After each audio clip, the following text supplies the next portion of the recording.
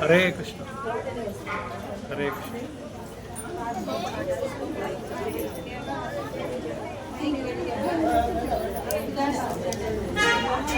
హరే కృష్ణ. అందరూ నిశ్శబ్దంగా ఉండండి. హరే కృష్ణ హరే కృష్ణ. సో అందరూ శబ్దంగా చెప్పండి. హరే కృష్ణ హరే కృష్ణ కృష్ణ కృష్ణ హరే హరే హరే రామ హరే రామ రామ రామ హరే హరే హరే కృష్ణ హరే కృష్ణ కృష్ణ కృష్ణ హరే హరే హరే రామ రామ రామ హరే హరే. జై లక్ష్మీ నరసింహ స్వామికి, ప్రహ్లాద్ మహారాజ్ కి, శ్రీల ప్రభుపాదకి, శ్రీల గురుదేవ్ కి, గౌర ప్రేమానందే. హరి హరి. సో మనం నరసింహ కథ మళ్ళా ప్రారంభిస్తాము. సో హిరణ్యాక్షిని ఎప్పుడు వరాహ రూపంతో భగవంతుడు అతన్ని వధం చేసిన పిమ్మట తర్వాత హిరణ్యకశిపుకి చాలా కోపం వచ్చేసింది. క్రోధంలో ఉన్నాడు ఆయన. ఏం క్రోధంలో ఉన్నాడు అంటే, నా సహోదరుడైన హిరణ్యాక్షిని చంపేస్తారు. అందరికీ తెలుగు వస్తుంది కదా ఇక్కడ.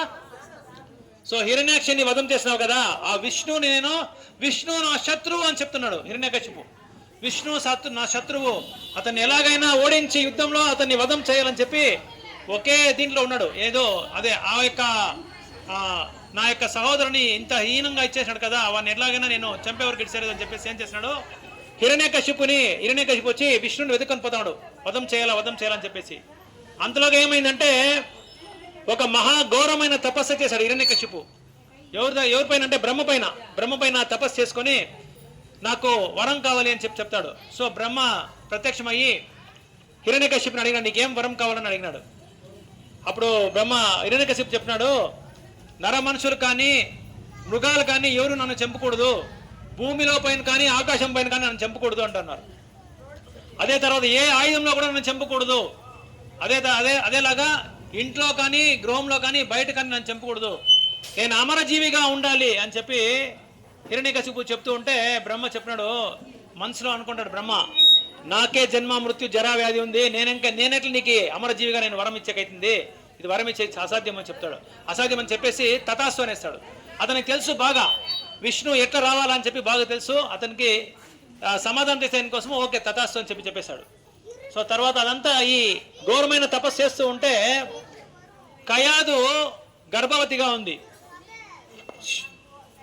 కయాదు గర్భవతిగా ఉండేటప్పుడు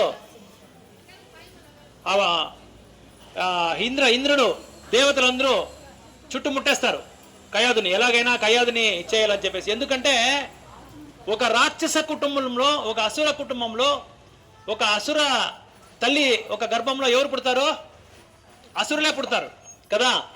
సో ఇది తెలియకుండా ఇంద్రుడు ఏం చేస్తారంటే, ఇది తెలుసుకో ఇంద్రుడు ఏం చేస్తారంటే తన ముఠాతో వచ్చి కయాదుని ఎలాగైనా వధం చేసి తన గర్భవతిగా ఉండేది తెలుసుకొని లోపల ఉండే అతని యొక్క బిడ్డని ఎట్లా చంపేయాలని చెప్పి అక్కడ చుట్టుముడతారు. అప్పుడు చుట్టుముట్టేటప్పుడు ఎలాగైనా, ఎందుకంటే వీళ్ళకి తెలుసు హిరణ్యకశిపు అక్కడ లేదని చెప్పి తెలుసు. హిరణ్యకశిపు ఉంటే ఏ దేవతలు కూడా అతను చంపలేదు, అంత పరాక్రమవంతుడు హిరణ్యకశిపు. సో అసురుల యొక్క గుణభావం ఎట్లా అంటే మనం ఇక్కడ తెలుసుకోవాల్సిన ముఖ్యమైన విషయం ఏమంటే, అసుర గుణాలని మనం పెంచుకోకూడదు. కామ క్రోధ లోభ మోహ మద మత్సర్యాలని మనం పెంచుకోకూడదు. అలా పెంచుకోకూడదు అంటే మనం ఏం చేయాలంటే భగవంతుని యొక్క భక్తుల యొక్క సత్సంగంలో మనం ఉండాలి. భక్తుల యొక్క సత్సంగంలో మనం ఉంటే మనకేమొస్తుంది, సద్గుణాలు వస్తుంది, సద్భావనలు వస్తుంది. ఎలా భగవంతుని ప్రేమించాలా, భగవంతుని ఎలా భక్తి చేయాలా, ఏ విధానం ఏది, దానికి పద్ధతి ఏమి, ఇదన్నీ మనం ఎవరు చెప్పిస్తారంటే మనకు సాధువులు చెప్పిస్తారు. దానికి మనం సాధు సంఘంలో ఉండాలి. సో జీవితాంతం మనము మన సంసారంలో, మన కుటుంబంలో మనం ఏం చేస్తామో మన కాలాన్ని మనం వృధా చేసుకుంటున్నాం. అక్కడ చేయాలా. తర్వాత మనం ఏం చేయాలి అంటే శనివారము, భానువారము, శుక్రవారం అలాంటి సమయంలో మనం భగవంతుని దగ్గర వచ్చి, భగవంతుని భక్తుల దగ్గర వచ్చి ఇలాంటి సత్సంగంలో మనం పాల్గొవాలా. సో ఇలా పాల్గొంటే ఏమైందంటే మనకి అప్పుడు కలియుగంలో భగవంతునికి ఎలా భక్తి చేయాలి, నరసింహస్వామి సంతృప్తి కావాలంటే మనకి ఏం కావాలి, మనం ఏం చేయాలి అనేది భగవంతుడు శాస్త్ర రూపంలో లిఖితం చేసినాడు. శాస్త్ర రూపంలో ఎలా లిఖితం చేస్తాడంటే భగవత్ నామస్మరణం చాలా ముఖ్యమైనది, భగవంతునికి నామస్మరణం. సో హిరణ్యకశిపు తపస్సు చేస్తూ ఉంటే దేవతలకందరికీ తెలిసిపోతుంది. ఏమని తెలిసిపోతుంది అంటే ఇదే మంచి సమయం. అంటే హిరణ్యకశిపుని ఎవరు ఓడించేంత పెద్ద మహా పరాక్రమంతుడు ఎవరు లేదు, యావత్ జగత్తులో లేదు. దేవతలందరినీ పట్టి బంధించేసి ఏం చేసినాడంటే ఓం నమో హిరణ్యకశిపు నమః అని చెప్పి తన మంత్రాన్ని జపించమని చెప్పి అందరికీ చెప్పేశాడు. విష్ణు నామస్మరణం చెయ్యకూడదు, విష్ణుని ఎలాగైనా వధించాలి అని చెప్పేసి ప్రహ్లాదునికి ఏం చేసినాడంటే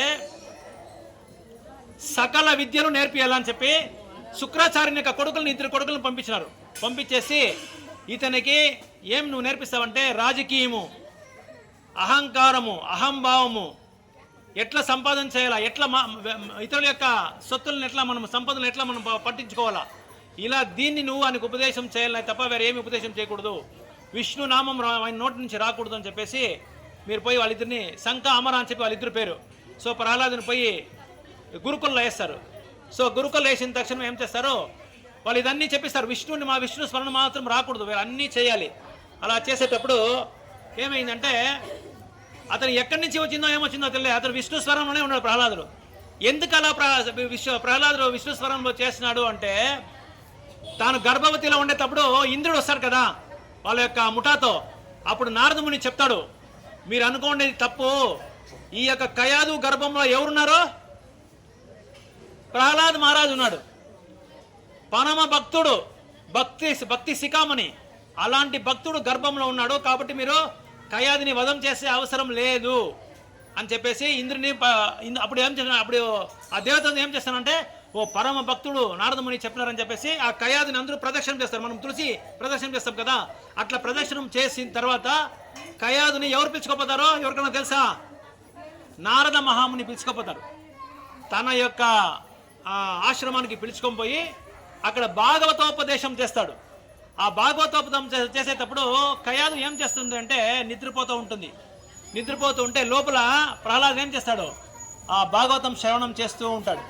శ్రవణం చేస్తూ దాన్ని అంతా బాగా మననం చేసి జ్ఞాపకం ఉంచుకొని ఏం చేస్తారంటే ఆ గురుకులంలో ఆ ఉండే రాక్షసులందరినీ ఇంటర్వెల్ టైంలో విశ్రామం టైంలో పిలుచుకొచ్చి ఈ భాగవతోపదేశం చేస్తున్నాడు.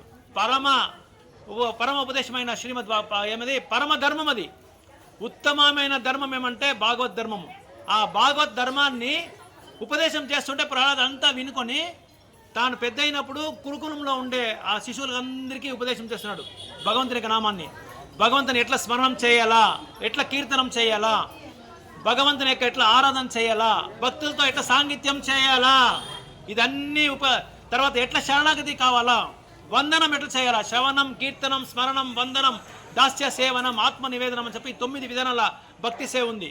సో ఇలాంటి భక్తి సేవల్లో మనం ఎట్లా వినియోగం చేసుకోవాలా ఇదన్నీ ఉపదేశం చేస్తున్నాడు.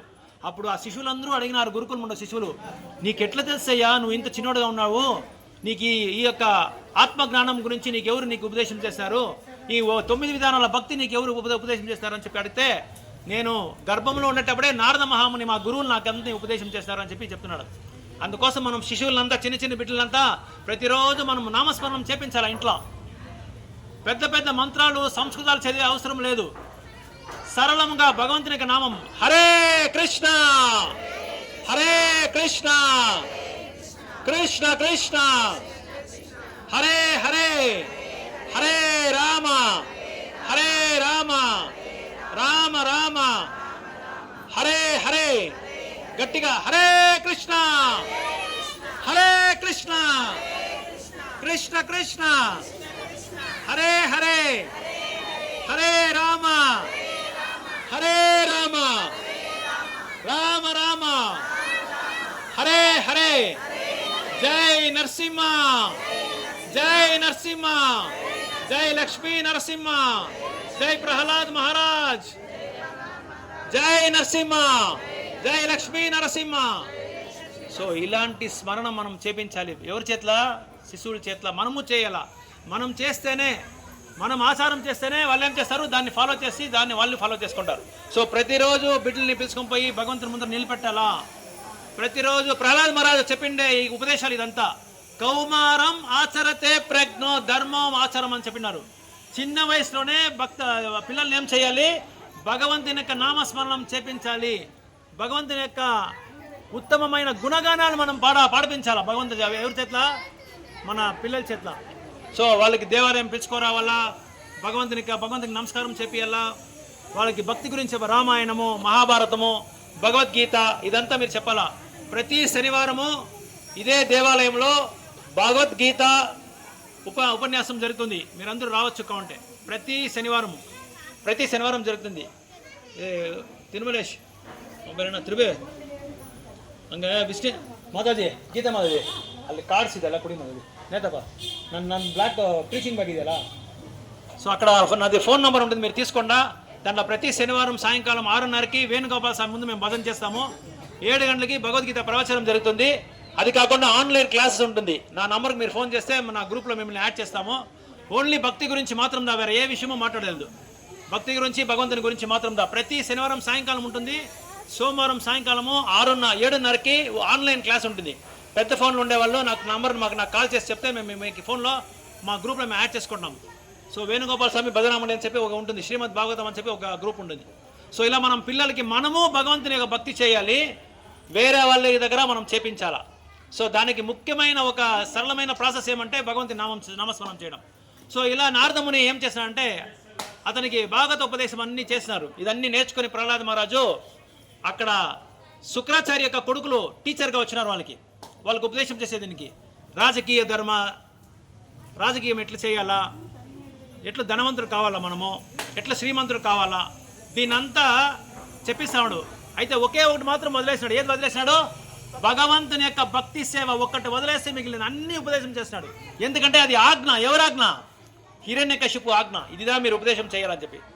సరే అన్నీ ఒకరోజు ఏం చేస్తున్నాడు? హిరణ్యకశిపు తన కొడుకును పిలిచి ప్రహ్లాద రాయకడ అన్నాడు. చెప్పు గురుదేవా అని చెప్పాడు. చెప్పు తండ్రి అంటే అప్పుడు అతను పిలుచుకోవచ్చి తన దీనిపైన కూర్చోబెట్టి, నువ్వు ఇన్ని రోజులు ఏం నేర్చుకున్నావు, నువ్వేం నేర్చుకున్నావు భగవంతుని దగ్గర, మీ గురువుల దగ్గర ఏం నేర్చుకున్నావు అని చెప్పి అడిగితే అప్పుడు చెప్పినాడు, ఓం నమో నరసింహాయ నమః, ఓం నమో నరసింహాయ నమః, ఓం నమో నరసింహాయ నమః, ఓం నమో నారాయణ, ఓం నమో నారాయణ. దీన్ని నేను నేర్చుకున్నాను అంటున్నాడు. ఎవరు? ప్రహ్లాద చెప్తున్నాడు, దీన్ని నేను నేర్చుకున్నాను అంటున్నాడు. అప్పుడు హిరణ్యకశిపుకి ఎలా ఉంది తెలిసిన? కళ్ళలో రక్తం వస్తుంది. వణకులు పుడుతూ వానికి క్రోధంలో ఉన్నాడు హిరణ్యకశిపు. ఎంత క్రోధంలో ఉన్నాడంటే, ఎవర్రా ఏం నేర్చుకున్నావు, నేను చెప్పింది ఏమి చెప్పి, ఏ చంద అమరా రా ఇక్కడ అని చెప్పిస్తారు. ఎవరు చంద అమరా? వాళ్ళ యొక్క గురువులు. నీకేం నేను ఆజ్ఞ ఇచ్చినాను, భగవంతుని యొక్క నామస్మరణం తప్ప మిగిలిన అన్ని నేను ఉపదేశం చేయమని మీకు నేను బోధించినాను కదా. వాడు ఓం నమో నారాయణ అంటున్నాడు. నా శత్రువు. ఎవరు నా శత్రువు? భగవంతుడు నా శత్రువు, విష్ణువు నా శత్రువు. అతని యొక్క నామస్మరణం చేస్తూ ఉన్నాడే అతడు. ఏం మీరు ఉపదేశించింది అని అడుగుతాడు. అప్పుడు చెప్తారు, స్వామి మమ్మల్ని క్షమించండి, ఏదో మేము దీని గురించి మేము ఉపదేశం చేయలేదు. ఇప్పుడే సో అప్పుడు చెప్తున్నాడు, నేను దీని గురించి మేము ఉపదేశం చేయలేదు, వాళ్ళకి ఎవరు బోధించినారో తెలియదు నాకు. మీ యొక్క సేవకులు మీరు చెప్పినట్లే మేము వాళ్ళకి బోధించినాము. అయితే ఎవరు ఎక్కడి నుంచి వచ్చిందో తెలియదు అని చెప్పి అడిగితే అప్పుడు ప్రహ్లాద మహారాజ్ అడుగుతారు, ఎవరు నీకు దీన్ని బోధించింది అని చెప్పినారు. ఎవరు బోధించాలి? మీకు ఎవరు బోధిస్తారో అదే వాళ్ళే నాకు బోధించినారు అంటే, నారాయణే నాకు అబోధించాడు అని చెప్పి చెప్తున్నాడు ఎవరు? ప్రహ్లాద మహారాజు. అప్పుడు హిరణ్యకశిపు పిలిచి చెప్తాడు, ఇదే చివరి రోజు, నీకు ఇంకోసారి ఆ నామస్మరణ ఏమైనా నువ్వు చేసినావంటే నేను ఇక్కడే వధం చేసేస్తాను అన్నాడు. కొడుకు అని కూడా ఆయన అతన్ని ఇచ్చేసుకోలేదు, కన్సిడరేషన్ చేసుకోలేదు. కొడుకుని కూడా చూడుకోకుండా ఆయన్ని ఇదే కడసి వార్నింగ్, లాస్ట్ వార్నింగ్, దీంతో నువ్వు ఇంకా నామస్మరణం చేయకూడదు, విష్ణు నామస్మరణం చేయకూడదు. ఏం నామస్మరణం చేయాలంటే ఓం నమో హిరణ్యకశిపు నమః, ఈ నామంతా నువ్వు చేయాలని చెప్పి అతనికి ఆర్డర్ ఇస్తాడు. అది తర్వాత వెళ్ళిపోతారు ప్రహ్లాదు. వెళ్ళిపోయిన తర్వాత మళ్ళీ ఇంకొకసారి పిలిస్తే ఇప్పుడు చెప్పు, ఇప్పుడు ఏం నేర్చుకున్నాం అంటే అదే చెప్తాడు, ఓం నమో నారాయణ నమః, ఓం నమో నారాయణ నమః అని చెప్పి. తర్వాత హిరణ్యకశిపు క్రోధం వచ్చి ఏం చేసినాడంటే తన యొక్క సేవకులందరినీ పిలుచుకొచ్చి అదంతా మీకు తెలుసు కదా, చిత్రహింస చేసిన ఏదో తెలుసు. ఏనుగు కాళ్ళతో తొక్కిస్తాడు, తర్వాత పాములతో కాటేపిస్తాడు, తర్వాత ఏం చేస్తాడు, పెద్ద శిఖరం తీసుకుపోయి ప్రహ్లాద్ మహారాజుని తోసేస్తాడు. అప్పుడంతా అప్పుడు ప్రహ్లాద్ ఏం చేస్తాడు, తండ్రి నన్ను రక్షించు, నేను విష్ణువు యొక్క పేరు నేను చెప్పలేదు, మీ పేరే చెప్తానని చెప్పినాడా? ఏం చెప్పినారు? గట్టిగా చెప్పండి, ఏం చెప్పినారు? ఇంకా గట్టిగా, ఓం నమో నారాయణ, ఓం నమో నారాయణ, హరే కృష్ణ కృష్ణ కృష్ణ హరే హరే, హరే రామ రామ రామ హరే హరే. అప్పుడు చెప్తున్నాడు ప్రహ్లాదుడు, నన్ని నా